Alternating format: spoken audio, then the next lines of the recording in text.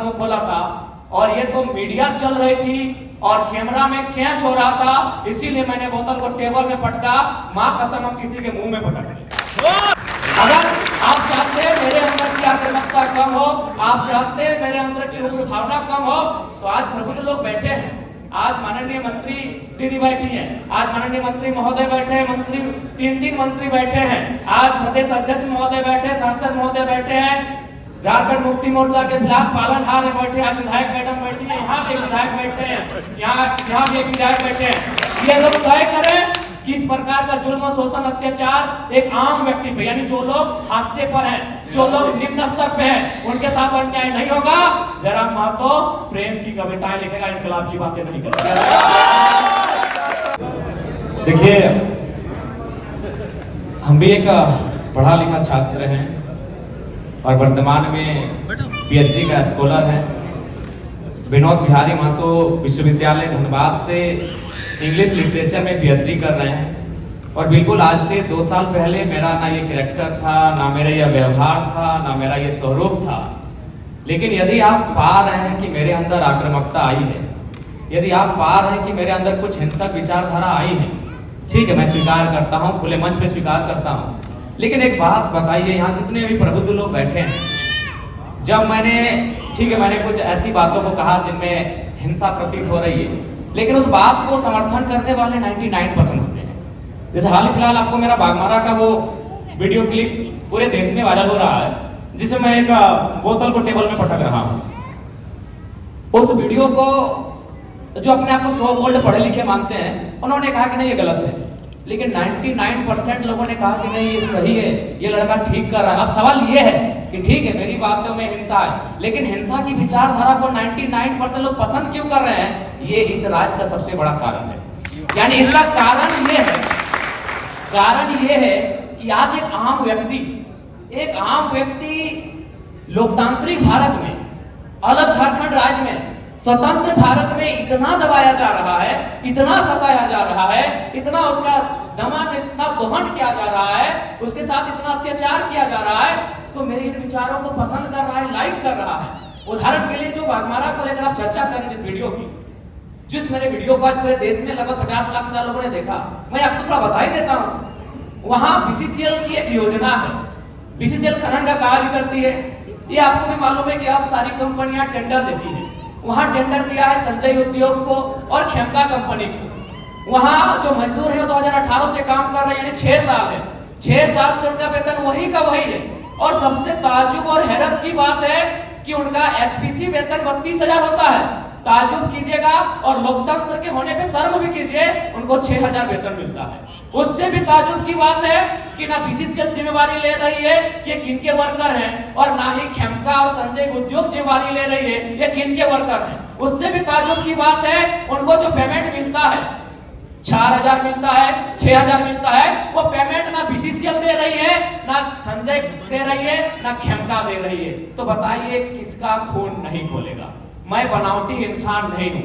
उस मीटिंग में 52 minute discussion हुआ था, मैंने 52 मिनट के बाद मुंह खोला था और ये तो मीडिया चल रही थी और कैमरा में कैच हो रहा था, इसीलिए मैंने बोतल को टेबल में पटका। मां कसम हम किसी के मुंह में पटक दें। आपकी पांव तले जमीन खिसक जाएगी। जब आपने छेड़ा है तो सुन लीजिए। यही विनोद बिहारी विश्वविद्यालय में एक कंपनी, एक एजेंसी ने टेंडर लिया है, मजदूरों को ज्वाइनिंग लेटर के साथ साथ रिजिग्नेशन लेटर पे साइन करा गया। इस भारत में कहां होगा यार? मैं आक्रामकता की बातें करता हूं, कारण कौन है? रिजिग्नेशन लेटर में साइन कराया गया है, कौन देगा उत्तर? भारत देश में 4 स्तंभ है कहने को, न्यायपालिका, कार्यपालिका, विधायिका, पत्रकारिता। कौन रिस्पॉन्सिबल है कि ज्वाइनिंग? ताजुब की बात है, ज्वाइनिंग लेटर भी मिला है और उनको साइन भी करा लिया है। क्या बोलता है रिजिग्नेशन लेटर? रिजाइन लेटर में भी साइन करवाया गया। और एक घटना गोमिया की, जब मेरा सभा था बेरमो में, वो लड़का आया, उसने कहा कि जो एजेंसी है उनको पेमेंट देना होता है 20,000, लेकिन मेरा शर्त है उनका कि 20,000 आपके अकाउंट में देंगे, आपको 8,000 रिटर्न करना होगा, नहीं तो नौकरी से निकाल देंगे। उसके बाद भी अगर आपका खून नहीं खोलता है तो आप बनावटी लोग हैं, असल लोग नहीं है। अगर आप चाहते हैं मेरे अंदर की आक्रामकता कम हो, आप चाहते हैं मेरे अंदर की उग्र भावना कम हो, तो आज प्रबुद्ध लोग बैठे हैं। आज माननीय मंत्री दीदी बैठी है, आज माननीय मंत्री महोदय बैठे हैं, मंत्री तीन मंत्री बैठे हैं, आज प्रदेश अध्यक्ष महोदय बैठे, सांसद महोदय बैठे हैं, झारखंड मुक्ति मोर्चा के खिलाफ पालनहार बैठे, आज विधायक मैडम बैठी है, यहाँ भी विधायक बैठे हैं, यहाँ भी एक विधायक बैठे हैं। ये लोग तय करें कि इस प्रकार का जुल्म, शोषण, अत्याचार एक आम व्यक्ति पे, यानी जो लोग हाशिए पर हैं, जो लोग निम्न स्तर पे हैं, उनके साथ अन्याय नहीं होगा। जयराम महतो प्रेम की कविताएं लिखेगा, इनकलाब की बातें नहीं करेगा।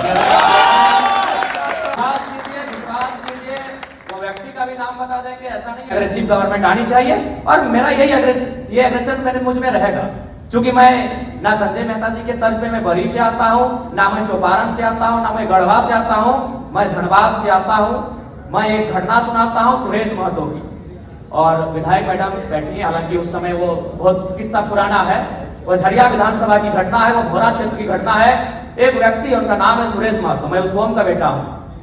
एक व्यक्ति थे, उनका नाम था सुरेश महतो, मैं उस कौम का बेटा हूँ।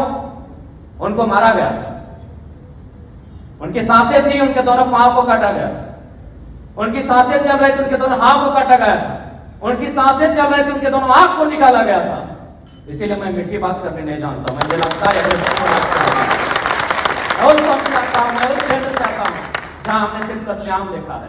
झारखंड हमने बनाया गया,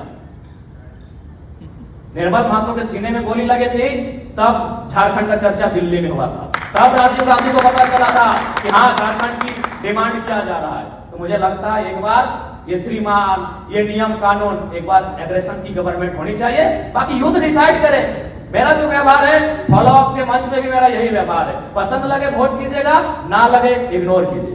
नहीं, आप जो बोल रहे हैं, आप जयराम जी बोल रहे हैं, सुनने में अच्छा लग रहा है, आप बोल रहे हैं नहीं सुनने में नहीं, आप तो झारखंड राज्य को नहीं समझते सर जी। मैं बोल रहा हूँ नहीं, आप नहीं समझते झारखंड राज्य को। मैं एग्रेशन सुनने में अच्छा नहीं लगता, यही क्वालिटी है। एग्रेशन क्या मतलब जानते हैं आप झारखंड राज्य को महोदय? एग्रेशन मतलब आप क्या जानते हैं झारखंड राज्य को?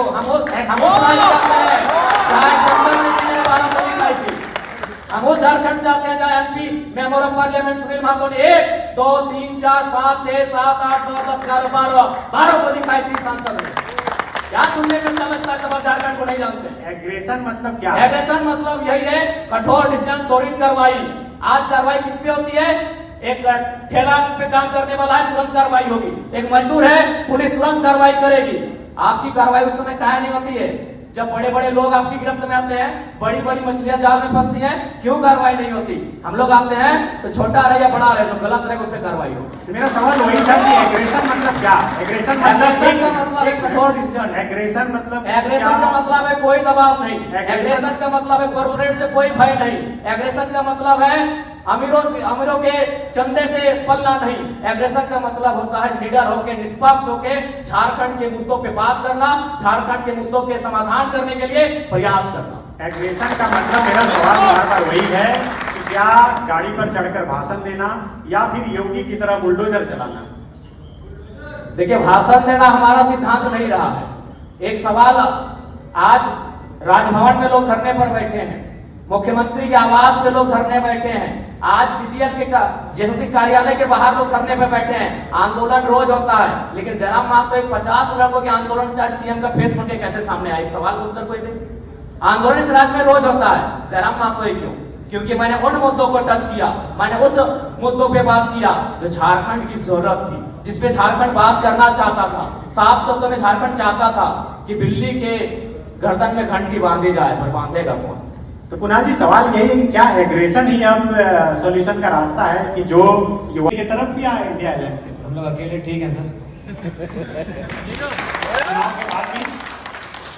चुनाव के बाद भी हम लोग जनता से हम लोग आशा और अपेक्षा रखे हैं कि हम लोग को अकेले इतनी ताकत दी जाए कि इस राज्य के लिए बेहतर और भला कर सकें। तो आप 81 सीट पर लड़ रहे हैं और चुनाव के बाद जो भी स्थिति हो आप कहीं नहीं जा रहे? जी, हम लोग लगभग 70 सीटों से आवेदन मिला है, वहां तो लड़ना ही लड़ना है। बाकी सीटों पर अगर अच्छे प्रत्याशी दमगर मिले तो निसंदेह हम लोग 81 सीटों तक पहुंचेंगे और चुनाव लड़ेंगे। चलिए, बहुत शुक्रिया आप तमाम अतिथियों का। अब नेक्स्ट सेशन आवाज आई कि आप कौन बोल रहे हैं, तो हमने कहा कि हम जयराम कुमार महतो बोल रहे हैं, वर्तमान में गिरिडीह लोकसभा लड़े हैं। तो बोला नहीं, आपसे हम परिचित नहीं है। तो हमें लगा कि शायद वो विधायक या सांसद की पैरवी सुनना चाहते हैं। तो मैंने इतना कहा था कि 2 महीने के बाद चुनाव है, हम बेरमो भी लड़ेंगे, गोमिया भी लड़ेंगे, डुमरी भी लड़ेंगे। अगर वहां से कोई भी सीट जीत के आ जाते हैं तो आपको दामोदर नदी में ले जाकर डाल देंगे।